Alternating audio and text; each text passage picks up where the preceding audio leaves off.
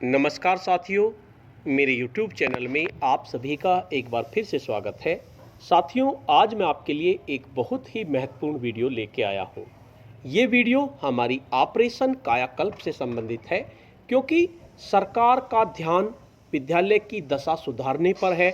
इसलिए ऑपरेशन कायाकल्प के अंतर्गत कुछ पैरामीटर्स दिए गए हैं, उन पर विद्यालयों की जाँच होनी है। अब विद्यालयों का मिड लाइन सर्वे होगा, जिसके लिए चेकलिस्ट जारी कर दी गई है। 39 बिंदुओं पर विद्यालयों की जांच होगी। आज की इस वीडियो में हम यही जानेंगे कि आखिर कौन कौन से 39 बिंदु हैं जिन पर आपकी जांच होगी, आपके विद्यालय में क्या क्या होना चाहिए और क्या क्या नहीं होना चाहिए, क्योंकि इन्हीं के आधार पर मिलने हैं अंक। तो साथियों, वीडियो को ध्यान से देखते रहिए। वीडियो को शुरू करने से पहले मैं आपको बता देना चाहता हूं, अगर आप चाहते हैं इस तरह की इन्फॉर्मेटिव वीडियो आपको एक प्लेटफार्म पर मिले, तो उसके लिए मैंने इन्फॉर्मेटिव वीडियो व्हाट्सएप ग्रुप और इन्फॉर्मेटिव वीडियो टेलीग्राम ग्रुप बनाए हुए हैं। आप चाहें तो मेरे ग्रुप से जुड़ सकते हैं। ग्रुप का लिंक आपको वीडियो के डिस्क्रिप्शन बॉक्स में मिल जाएगा, जिस पे क्लिक करके आप मेरे ग्रुप से जुड़ सकते हैं। तो चलिए जानते हैं किन किन बिंदुओं के आधार पर जांच होगी।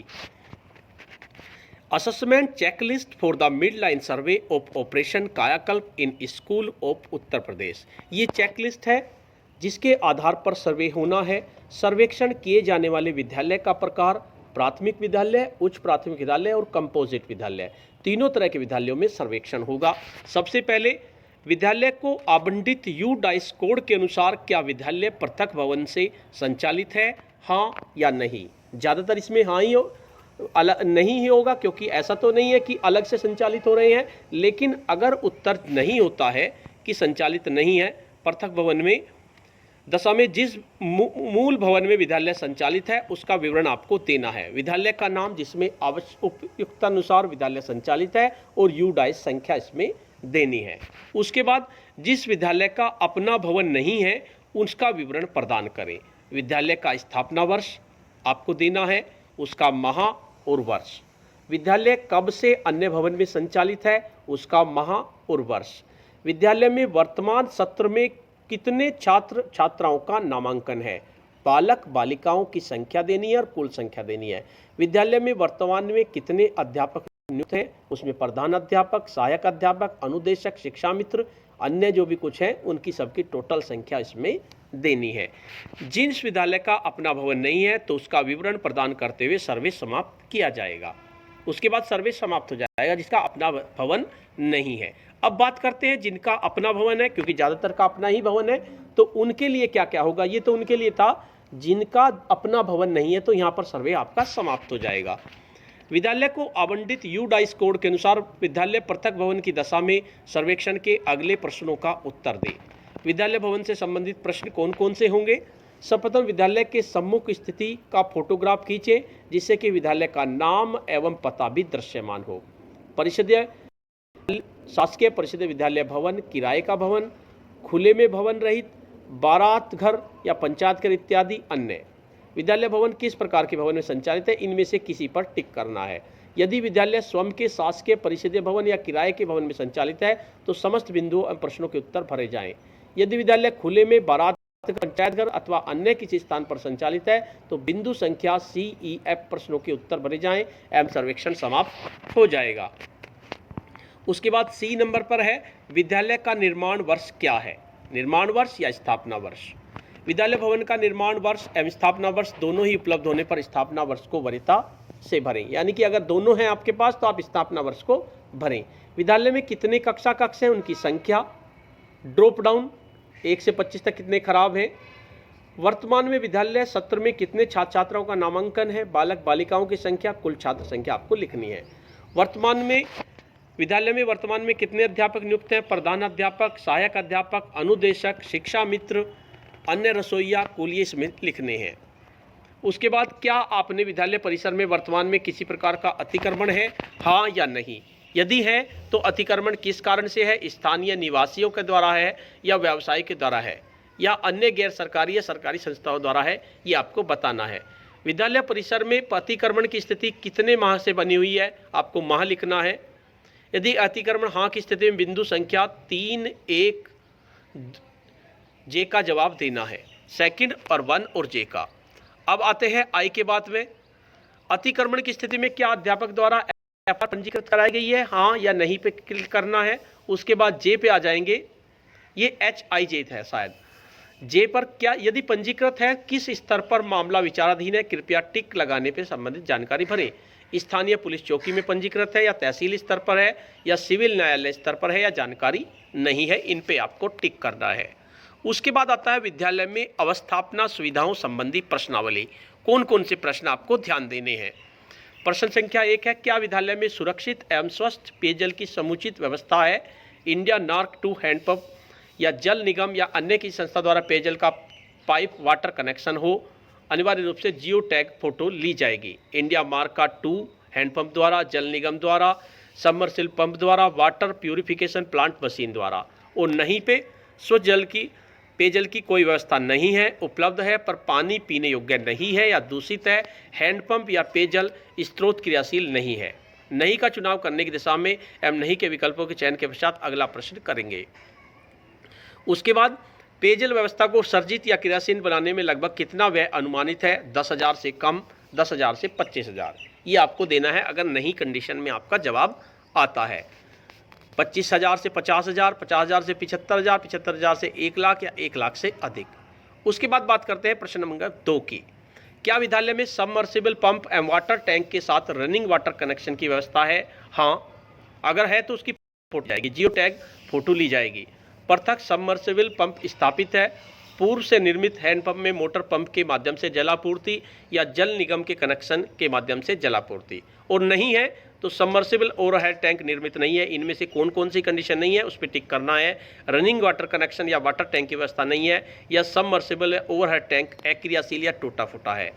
नहीं का चुनाव करने की दिशा में एवं नहीं के विकल्प का चयन करने के पश्चात अगला प्रश्न आपको देना है 2.1 का, रनिंग वाटर व्यवस्था को सर्जित करने में कितना व्यय आपका लगेगा, इस पर आपको टिक करना है।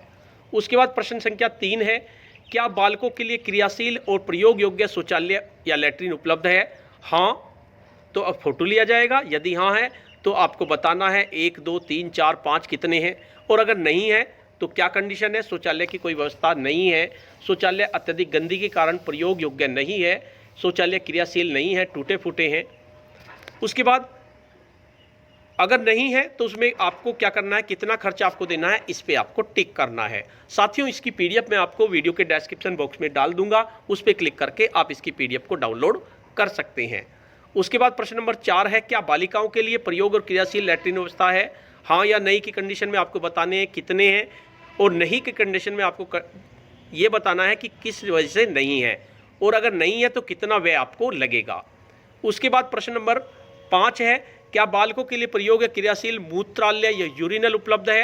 हाँ की कंडीशन में कितने हैं, और नहीं की कंडीशन में क्या कंडीशन है कि क्यों नहीं है, और अगर नहीं है तो कितना पैसा इसमें लगेगा, ये आपको बताना है।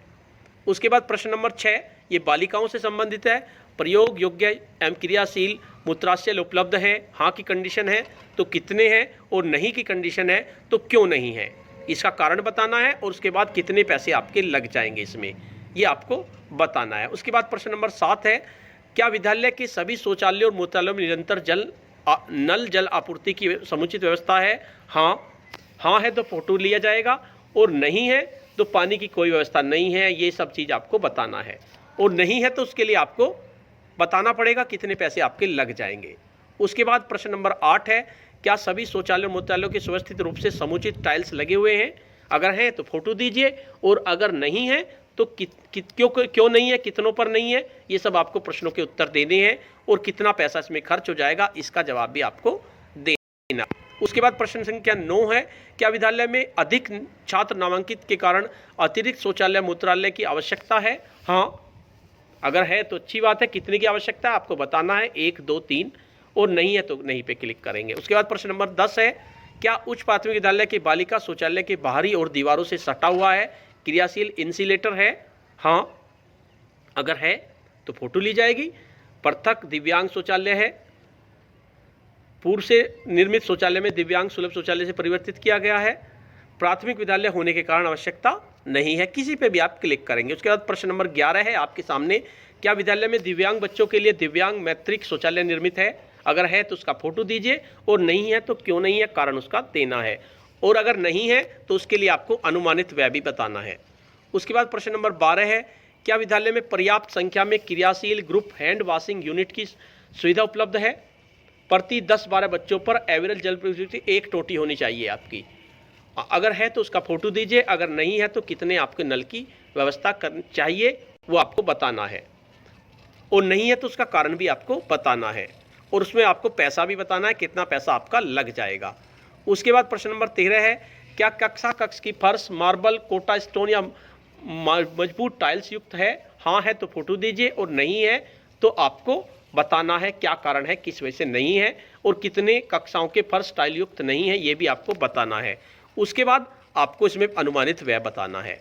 उसके बाद प्रश्न संख्या 14 है, क्या सभी प्रत्येक कक्ष में ब्लैक बोर्ड, ग्रीन बोर्ड टूट फूट रहित उचित ऊंचाई पर काले रंग से अच्छी तरह रंगा हुआ है? हाँ है तो उसका फोटो दीजिए, और नहीं है तो आपको कारण बताना है कि कौन कौन से नहीं है। किसी भी कक्षा में ब्लैक बोर्ड नहीं लगा है, कुछ ही कक्षाओं में ब्लैक बोर्ड ठीक दशा में लगे हैं, ये सब आपको बताना है। ब्लैक बोर्ड में कितना आपका अनुमानित व्यय होगा ये आपको बताना है। उसके बाद नेक्स्ट प्रश्न है प्रश्न नंबर 13, क्या सभी कक्षाओं के लिए सभी बच्चों के पठन पाठन के लिए डेस्क और बेंच उपलब्ध हैं तो फोटो दीजिए, और नहीं है तो कितने आपको कंडीशन बतानी है, डेस्क और बेंच नहीं है, आंशिक रूप से हैं या क्या है, और कितने की आपकी आवश्यकता है ये आपको बताना है। और इसके साथ साथ प्रश्न नंबर 16 है आपका, क्या विद्यालय की रसोई घर पक्के फर्श, छत और दीवारों से रंगाई पुताई के साथ हैं? हाँ है तो उसका फोटो दीजिए, और नहीं है तो आपको बताना है रसोई घर क्या कारण है, रसोई घर निर्मित नहीं है, किचन नामांकन के सापेक्ष अत्यंत छोटा है, इस तरह से आपको कंडीशन बतानी है, और फिर उसमें व्यय आपको बताना है कितना पैसा आपका लग जाएगा। उसके बाद प्रश्न नंबर 17 है, क्या विद्यालय के रसोई घर निरंतर जल आपूर्ति के साथ निर्मित है? हाँ तो उसका फोटो आपका लगेगा, और नहीं है तो आपको उसकी कंडीशन बतानी होगी। उसके बाद प्रश्न नंबर 18 है, क्या भोजन पकाने और खिलाने हेतु प्रयुक्त बर्तन, अनाज, मसाले इत्यादि सफाई के साथ सुरक्षित और संग्रहित हैं तो आपको फोटो देना पड़ेगा, और नहीं है तो आपको इसके कारण बताने पड़ेंगे, किसी कारण पे टिक करना पड़ेगा। उसके बाद प्रश्न नंबर 19 है, क्या विद्यालय परिसर और कक्ष की दीवारें रंगाई पताई से सुसज्जित हैं? अनिवार्य रूप से आपका फोटो लिया जाएगा, और अगर नहीं है तो आपको कारण बताना पड़ेगा क्या कारण है, और अगर नहीं है तो उसके लिए आपको व्यय भी बताना होगा। उसके बाद नेक्स्ट प्रश्न है प्रश्न नंबर 20 आपका, क्या कक्षा के बाहर दिव्यांगों के लिए 1/12 के अनुपात में उचित ढाल, अवरोध रहित रेलिंग है? यदि विद्यालय समतल भूमि निर्मित है तो विद्यालय में रैंप के निर्माण की कोई आवश्यकता नहीं है, तो उत्तर हाँ में अंकित किया जाए। हाँ अनिवार्य रूप से जियो टैग फोटो ली जाएगी, और नहीं है रैंप मानक के अनुसार निर्मित है, विद्यालय समतल होने का रैंप की आवश्यकता नहीं है, इस पर आपको टिक करना है, और नहीं है तो कितना अनुमानित आपका लगेगा ये आपको बताना है। उसके बाद प्रश्न संख्या 21 है, क्या विद्यालय परिसर पूर्ण रूप से 4 दीवार से घिरा हुआ और मुख्य द्वार से युक्त है? हाँ अगर है तो फोटो लिया जाएगा, नहीं है तो मुख्य द्वार से कितनी निर्मित है कितनी नहीं है ये आपको बतानी है, और कितने मीटर की आवश्यकता है। उसके बाद प्रश्न संख्या 22 है, क्या विद्यालय परिसर में बुनियादी सुविधाओं तक आवागमन हेतु इंटरलॉकिंग, टाइल्स, ईंटों का खड़ंजा आदि के साथ रास्ते का निर्माण किया गया है? अगर है तो फोटो लीजिए, और नहीं है तो आपको बताना है क्यों नहीं है। इसके लिए आवागमन हेतु इंटरलॉकिंग, टाइल्स आदि के साथ रास्ते का निर्माण मरम्मत कितने व्यय हो जाएगा आपका, इसमें आपको बताना है। उसके बाद प्रश्न संख्या 23 है, क्या समस्त कक्षों में विद्युत आपूर्ति और सुरक्षित वायरिंग के साथ लाइट और पंखे हैं? हाँ है तो फोटो दीजिए, और नहीं है तो आपको बताना है क्या कंडीशन है, और उसमें आपको व्यय भी बताना है। उसके बाद प्रश्न संख्या 24 है, क्या विद्यालय प्रांगण और शौचालय में नियमित रूप से पंचायती राज विभाग या अन्य संस्था या प्राइवेट सफाई कर्मी द्वारा विद्यालय की साफ सफाई की जाती है? अगर की जाती है तो उसका फोटो दीजिए, अगर नहीं की जाती तो उसमें आपको बताना है कारण क्या है। जो भी आपका कारण है आप उसको स्पष्ट दीजिए। उसके बाद प्रश्न संख्या 25 है, क्या विद्यालय की कार्य योजना को ग्राम पंचायत विकास अथवा नगरीय क्षेत्रों कार्य योजना सम्मिलित की गई है? अगर हाँ या नहीं है तो आपको कारण बताना है। उसके बाद प्रश्न संख्या 26 है, क्या विद्यालय में बच्चों के सम्मानपूर्वक भोजन ग्रहण करने तो मिड डे मील शेड की व्यवस्था है तो आपको टिक करना है, और नहीं है तो आपको बताना है कारण, और उसके बाद आपको इसका अनुमानित व्यय भी बताना है। उसके बाद प्रश्न संख्या 27 है, क्या विद्यालय में विद्युत संयोजन और विद्युत आपूर्ति सुचारू रूप से है? अगर है तो आप फ़ोटो दीजिए, और नहीं है तो आप उसका कारण बताइए, यानी कि आप जो भी कहें उस पर टिक कर दीजिए। उसके बाद इसमें अनुमानित व्यय भी आपको बताना है। उसके बाद प्रश्न संख्या 28 है हमारा, क्या विद्यालय में किसी एक क्लास में स्मार्ट क्लास की स्थापना की गई है? अगर की गई है तो उसका फोटो लीजिए, और नहीं की गई है तो स्मार्ट क्लास को किस माध्यम से वित्त पोषित किया गया है आपको बताना है। अगर आपने किया है तो किस मद से किया है, नहीं है तो भी आपको बताना है। उसके बाद प्रश्न संख्या 29 है, क्या विद्यालय परिसर तक आने वाले संपर्क मार्ग बच्चों के लिए सुगम और सुरक्षित हैं? हाँ या नहीं, और नहीं है तो आपको इन पर रीज़न लिखना है। उसके बाद प्रश्न संख्या 30 है, क्या विद्यालय ऑपरेशन कायाकल्प के अंतर्गत पिछले 3 वर्षों में कोई सुधार या निर्माण कार्य प्रारंभ हुआ है? हाँ तो इस पर टिक कीजिए, और नहीं है तो भी टिक कीजिए। काफ़ी इसमें ऑप्शन दिए गए हैं, इन पे आपको टिक करना है। इसकी पीडीएफ मैं आपको उपलब्ध करा दूंगा, वीडियो के डिस्क्रिप्शन बॉक्स में इसकी पीडीएफ आपको मिल जाएगी। उसके बाद प्रश्न संख्या 31 है, विद्यालयों में बच्चों के पठन पाठन हेतु कितने कक्षा कक्ष निर्मित हैं? इसमें आपको बताना है। प्रश्न संख्या 32 है, क्या विद्यालय में किचन गार्डन की फेंसिंग हुई है? किचन गार्डन की फेंसिंग नहीं हुई है, फेंसिंग की आवश्यकता नहीं है, ये सब आपको बताना है। उसके साथ प्रश्न संख्या 33 है, विद्यालय के प्रांगण का क्षेत्रफल कितना है? आपको इसमें क्षेत्रफल आपको बताना है नाप के। उसके बाद प्रश्न संख्या 34 है, क्या विद्यालय में अतिरिक्त निर्माण कार्य हेतु अतिरिक्त भूस्थल उपलब्ध है? इसमें आपको बताना है कितना आपका भूस्थल उपस्थित है, या तो हाँ या नहीं।